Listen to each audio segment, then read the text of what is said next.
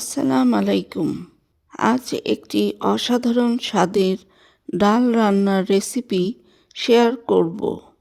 একটু অন্যরকমভাবে এই সহজ রেসিপি নিশ্চয়ই আপনাদের ভালো লাগবে। চলুন শুরু করি।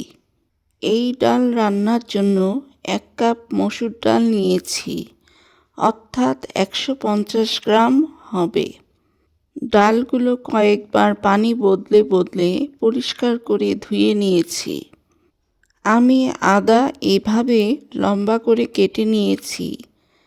আদা আমি একটু মোটা মোটা করেই কেটেছি। খাবার সময় কামড়ে পড়লে খেতে ভালো লাগে। আরও নিয়েছি একটি মিডিয়াম সাইজের পেঁয়াজ ও কয়েক কোয়া রসুন কুচি করে।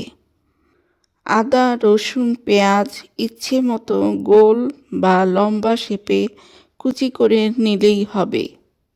আদা, রসুন, পেঁয়াজ ও স্বাদমতো 1 চামচ লবণ দিব। সঙ্গে 1 চিমটি হলুদ গুঁড়ো দিব।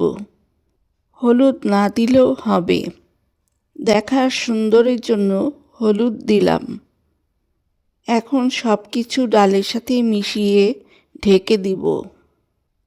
ডালে বলক আসা মাত্র ঢাকনা খুলে নেড়ে দিব, না হলে হাঁড়ির চারপাশ ফেনা দিয়ে নষ্ট হয়ে যায়, দেখতে খারাপ লাগে।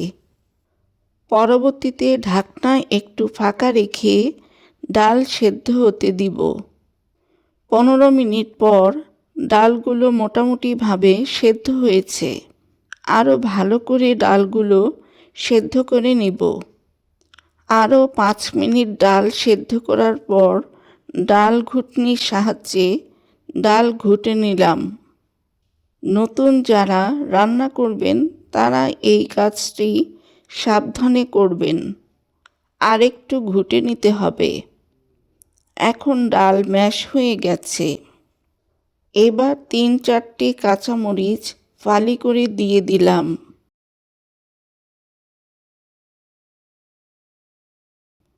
2 মিনিট বলক আসার পর ডাল চুলা থেকে নামানোর আগে ধনেপাতা কুচি দিয়ে দিলাম।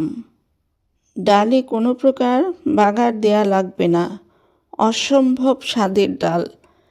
শিমলা মরিচ দিয়ে গার্নিশ করে নিয়েছি। শিমলা মরিচ আমার কাছে ছিল তাই দিয়েছি, না দিলেও চলবে। ডাল কতটুকু ঘন রাখবেন সেটা আপনার ইচ্ছে মতো করে নেবেন। এই ডালটা আরেকটু ঠান্ডা হলে আরও ঘন হয়ে যাবে। এটাই পারফেক্ট। ভিডিওটি ভালো লাগলে একটি লাইক ও কমেন্ট করার অনুরোধ রইল। ধন্যবাদ।